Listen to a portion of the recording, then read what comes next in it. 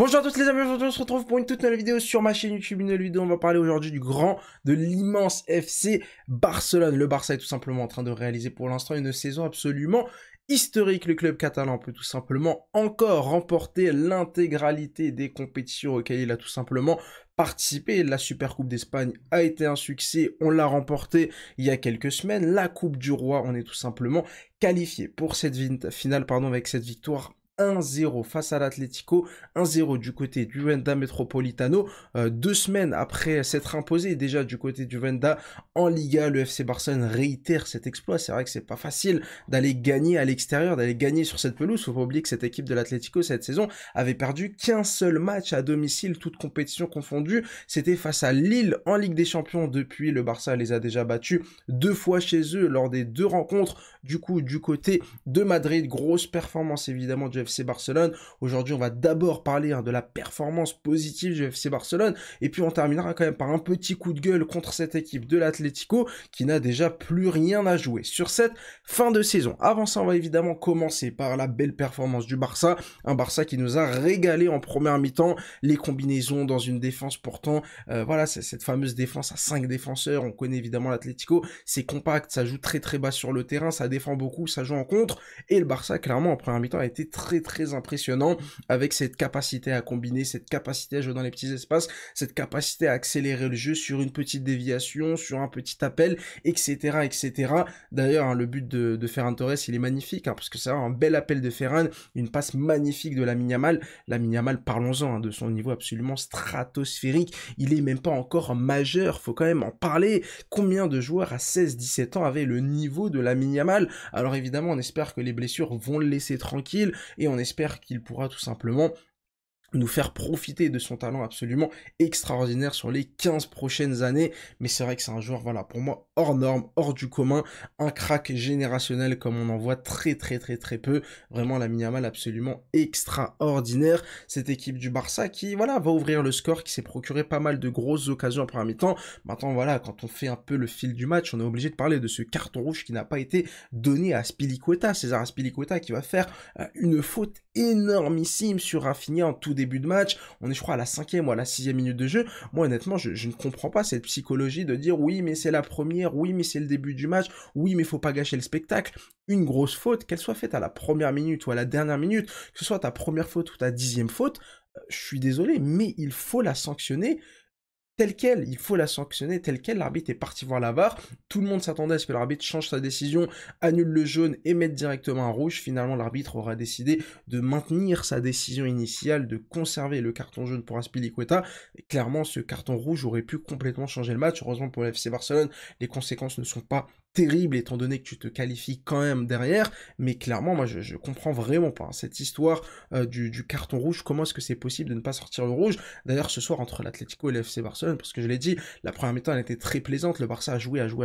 La deuxième mi-temps, c'était haché, il y avait des fautes toutes les 2-3 minutes, et d'ailleurs, on a eu 33 fautes dans ce match-là, 22 pour le Barça, 11 pour l'Atlético. Maintenant, dans les 11 de l'Atlético, il y en a quand même un paquet qui n'ont pas été sifflés. On peut penser au gros tacle, par exemple, sur Lamine Yamal qui n'a pas été sifflé, et puis surtout, voilà, Garcia, Rafinha, Lamine Yamal, Rafinha 2 fois d'ailleurs, à 2 reprises, il se fait complètement arracher par les joueurs de l'Atlético. Vraiment, je comprends pas, alors évidemment, on connaît la réputation de cette équipe de l'Atlético. Maintenant, ils ont quand même d'excellents joueurs de football. Je pense que c'est une équipe qui doit aussi évoluer dans son jeu. On en reparlera dans quelques instants.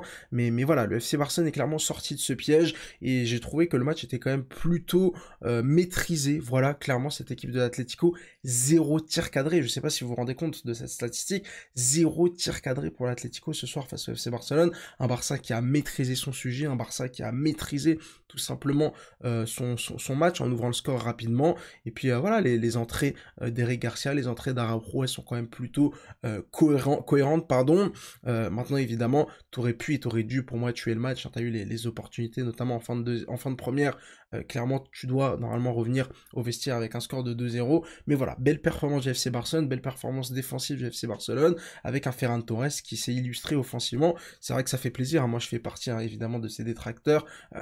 fait tous, je pense, partie des gens qui critiquent Ferran Torres, mais c'est vrai que cette saison, il est quand même plutôt irréprochable. Il a évidemment largement accepté son rôle de remplaçant, de super sub. Il rentre, il est performant. À l'aller, on se rappelle, face à l'Atlético, il avait raté une énorme occasion. Il avait été complètement inefficace. Il était passé un peu à côté de sa rencontre. Là, clairement, ce soir, il s'est rattrapé. Et c'est en grande partie grâce à lui qu'on va se qualifier pour cette finale de la Copa del Rey. Le FC Barcelone rencontrera évidemment le Real Madrid pour cette finale. Ça faisait quand même pas mal de temps qu'on n'avait pas vu de finale de Copa del Rey entre le FC Barcelone et le Real Madrid. Ça fera plaisir, hein, ce sera du coup le troisième Classico, ça fera minimum 4 Classicos cette saison entre le FC Barcelone et le Real Madrid, potentiellement 5 hein, si les deux équipes se rencontrent en finale de Ligue des Champions fin mai, même si évidemment on n'y est pas encore, il reste quand même pas mal de matchs d'ici là, mais voilà, potentiellement du coup le quatrième Classico, troisième Classico dans l'ordre chronologique, étant donné que le quatrième ce sera le match de Liga à la 34e ou 35e journée, je sais plus vraiment. Donc voilà, belle performance du FC Barcelone qui a maîtrisé son sujet, qui a réussi à sortir de ce piège du côté de l'Atlético, qui a été efficace offensivement, même si évidemment tu aurais pu te faciliter la rencontre, tu aurais pu aller chercher ce deuxième but. C'est surtout l'efficacité défensive. C'est vrai qu'on a beaucoup critiqué le Barça, etc. Cette saison dans certains matchs où tu as pris clairement trop de buts. On se rappelle évidemment du match aller où tu en prends 4 face à l'Atlético. Là, clairement, tu as verrouillé défensivement. Pourtant, l'Atlético a fini le match avec Griezmann, avec Sorloth, avec Alvarez, avec Llorente qui joue très très haut, avec le petit Riquelme aussi. Bref, une équipe qui était entre guillemets offensive, qui a voulu tout simplement évidemment aller chercher l'égalisation. T'as résisté et tu te qualifies. La qualification évidemment sur les deux matchs elle est complètement logique. Le match aller face à l'Atlético, d'ailleurs le vlog est disponible sur la chaîne YouTube, n'hésitez pas à aller le voir. Le match aller, tu surdomines cette équipe de l'Atlético. Là encore une fois, la première mi-temps, t'es largement au-dessus de cette équipe et c'est vrai que t'as pas été capable de vite plier ce match-là. Tu t'es un peu fait peur dans les derniers instants avec le petit corner, le gardien adverse qui monte, etc. On connaît un peu la chanson, mais voilà, t'as cette solidité défensive qui aurait été quand même assez intéressante ce soir et qui, voilà, te permet tout simplement d'aller en finale. J'ai envie de finir évidemment en parlant de cette équipe de l'Atlético. On aura tout le temps de reparler du Real, on aura tout le temps de reparler du FC Barcelone cette saison, étant donné que ces deux équipes ont encore l'embarras du choix au niveau des titres à jouer. Hein. Les trois peuvent encore gagner la Liga, la Copa et la Ligue des Champions, alors que du côté de l'Atlético, la saison est déjà terminée. Voilà, je suis désolé, la saison est déjà terminée. Éliminé en demi-finale de Copa, éliminé en huitième de finale de Ligue des Champions, 9 points de retard sur le leader en Liga. Faudrait